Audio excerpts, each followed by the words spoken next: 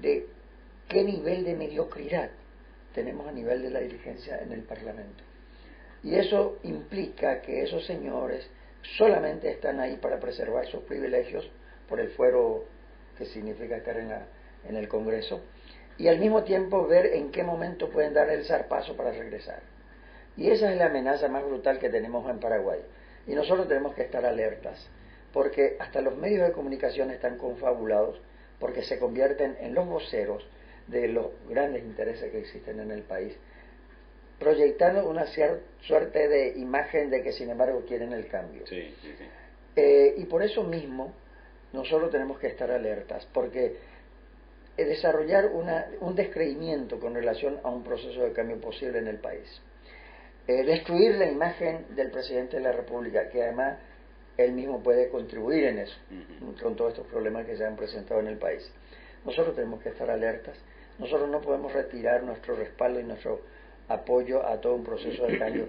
Más bien tenemos que exigir a quienes están asumiendo el gobierno que modifiquen ciertos comportamientos, ciertas actitudes, para reasumir a plenitud el proyecto de cambio por el que votó el pueblo paraguayo el 20 de abril, que significó una gesta política de extraordinaria gravitación y dimensión. Eso es primero. Y segundo, tenemos que aceptar que un gobierno que asume después de un desgobierno de más de 60 años, en su primera etapa está en el proceso de aprendizaje. Claro. En el gobierno, la gente que llegó al gobierno, la mayoría hicieron oposición. No es lo mismo desarrollar una cultura de oposición que una cultura de administrar un país, de conducir los destinos de una sociedad. De tal manera que hasta Fernando Lugo está en un proceso de aprendizaje político. Lo que tenemos que hacer un llamado es para que se acelere este proceso de aprendizaje y para que se asuma a plenitud lo que significa de verdad gobernar.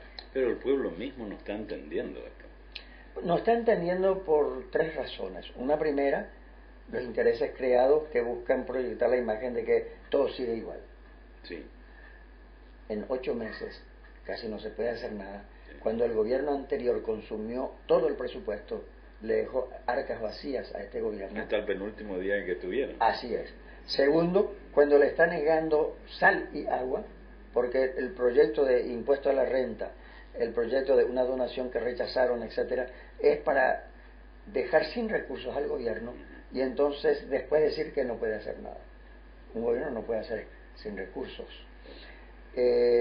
Y la tercera cuestión es la misma ineficiencia, no se puede decir incapacidad, sino la misma ineficiencia del equipo gubernamental, porque entre un muñeco y un amo. Sí, sí, sí. Y no es fácil. Aprendices. Y no, son aprendices. Pero aprendices en una selva, porque la administración pública sigue manejado por el aparato anterior, sí, por los funcionarios anteriores, porque la gente cree que la administración pública, porque cambió el gobierno, puede cambiar todo, ¿no? Los manejos internos de un ministerio dependen de los funcionarios y en último término de los que están más abajo, porque el cumplimiento de una disposición gubernamental pasa por todo el tejido orgánico de la administración pública, donde cada funcionario puede contribuir para que se desarrolle ese proceso o para que se boicotee ese proceso. Ahora, discúlpame la interrupción, los capitalistas, los civiles, los que estuvieron ya enseñoreados con el dinero y con todo el poder económico aquí en nuestro país, ¿siguen igual? ¿Hubo cambios? ¿Se van a adaptar? No, ellos siguen igual. Te digo por lo siguiente, el que aprovechó el régimen de dictadura y todos los desmanes y desgobiernos de la etapa anterior y se enriquecieron con ese proceso, mismo protestando ocasionalmente contra la corrupción, pero esa corrupción les servía a ellos. Entonces, actualmente, cuando por ejemplo se planteó establecer un impuesto a los ojeros, ¿qué hicieron? Tractorazo. Cierto. ¿Qué significa eso? Que no están dispuestos a aportar nada a la sociedad y más bien quieren sacar más del país y del pueblo lo poco que se produce. Doy un dato. La vez pasada estuve en una reunión con el sector empresarial, la parte laboral y la parte empresarial, en el centro de importadores del país. Yo pedí rápidamente unos datos, pregunté si podían proporcionarme una carpeta de las exportaciones e importaciones del país. La sorpresa que me encontré fue cuando leí y encontré la siguiente información.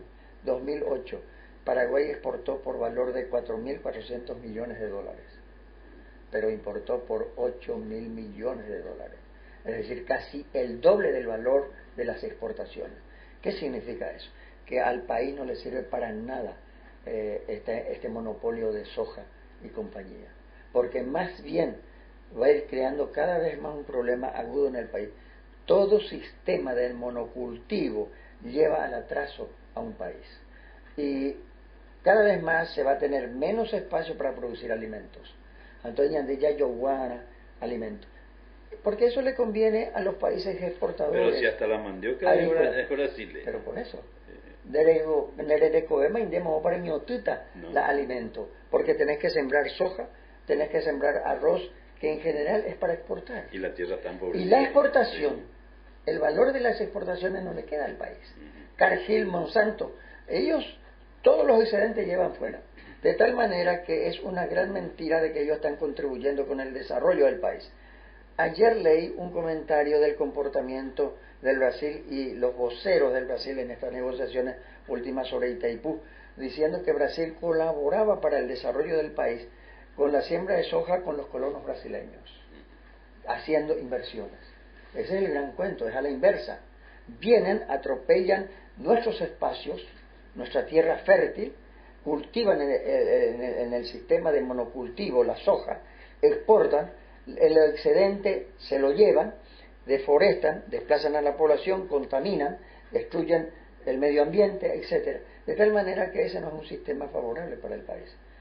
Si un gobierno quiere modificar ese proceso de siembra, de ampliación permanente de la frontera agrícola en el país sobre la base del monocultivo, quiere modificar eso, va a tener enfrente a esos sectores poderosos que solamente les interesa su ganancia. Claro. De tal manera que nosotros tenemos un grave problema. Los sectores ricos se han vinculado a los grandes intereses de inversiones de capital del exterior, ya no responden a los intereses de la nación, se desentienden del desarrollo de una comunidad.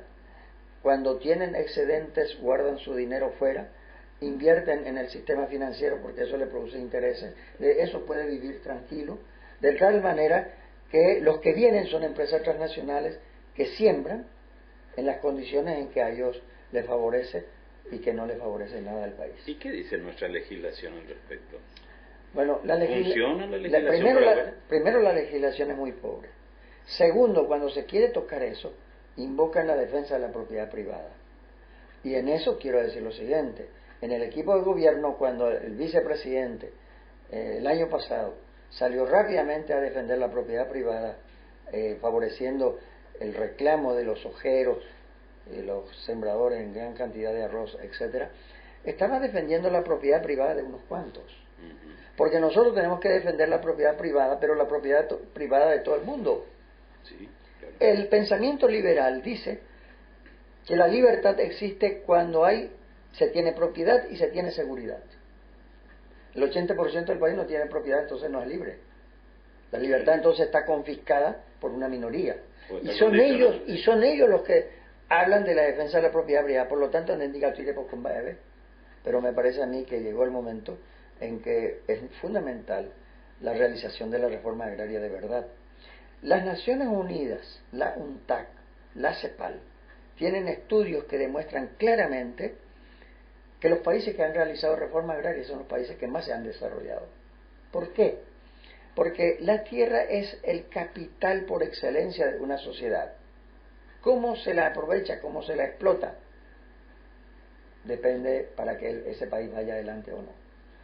Mientras el sistema de monocultivo, mientras el sistema de latifundio predomine en nuestra sociedad, no tendremos posibilidad de salir del atraso. Yo ahora vengo de una visita a Bruselas, una reunión internacional sobre el problema migratorio en el mundo, delegaciones de África, Asia, América Latina, Europa.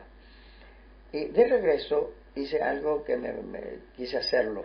De Bruselas viajé por tierra en tren hasta Barcelona.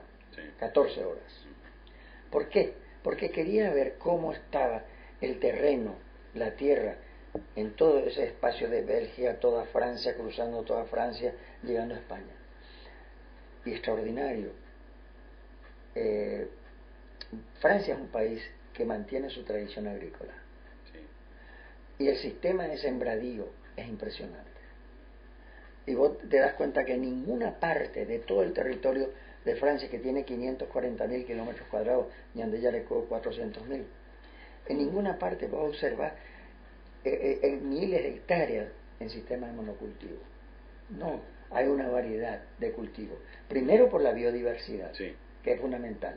Preservar la biodiversidad es contribuir para el equilibrio del ecosistema. Y segundo, porque eso permite que la iniciativa privada efectivamente funcione en unidades familiares, en unidades de pequeñas empresas, etcétera, que tienen sembradíos por hectáreas. Hemos hecho de 100 hectáreas, 200 hectáreas, porque la extensión del terreno permite utilizar la máquina, utilizar la tecnología, porque de la miseterinolan de terreno va de tecnología, claro, de punta y catutara y puro. Si llega a 500 hectáreas es mucho. De tal manera que hay una diversificación. Yo tuve ¿por qué hice este viaje por tierra de allá? ¿Y hay producción todo el año? Hay producción todo el año. Claro. Yo hice un viaje aquí en Paraguay. Salí a las 5 de la mañana hasta las 7 de la noche a Andender 16 sino monocultivo. Soja, soja, soja. ¿No ves población?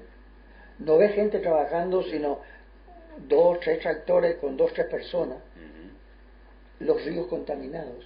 Las poblaciones corridas de sus hábitats naturales. Sí. Los aborígenes, por eso, su nueva selva está en la Plaza Uruguaya. Sí, señor. ¿Por qué? Porque son desplazados de sus hábitats naturales. Entonces, en esas condiciones, nosotros no tenemos futuro.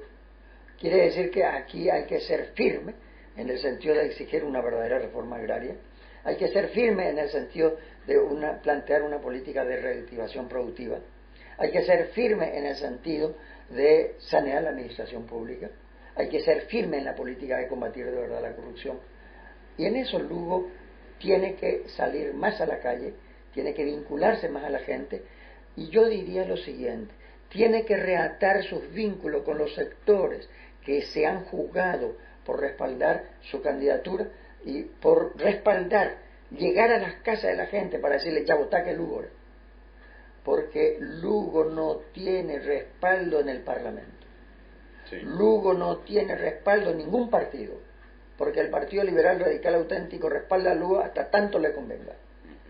Y hasta tanto no se aleje mucho del proyecto liberal, que es un proyecto no transformador de la sociedad. Y entonces, porque sustenta la defensa de la propiedad privada de los ricos y poderosos, y no del pueblo. Entonces, frente a esas circunstancias, ¿dónde está el respaldo verdadero que puede tener Lugo? En la gente, en el pueblo, en los sectores populares, en las organizaciones sociales, etcétera. Y entonces tiene que saber establecer vínculos con esos tejidos orgánicos pequeños de la sociedad, pero que en un momento determinado pueden jugar un papel decisivo en el quehacer político de la sociedad paraguaya. Hay un sector que no mencionaste, no sé si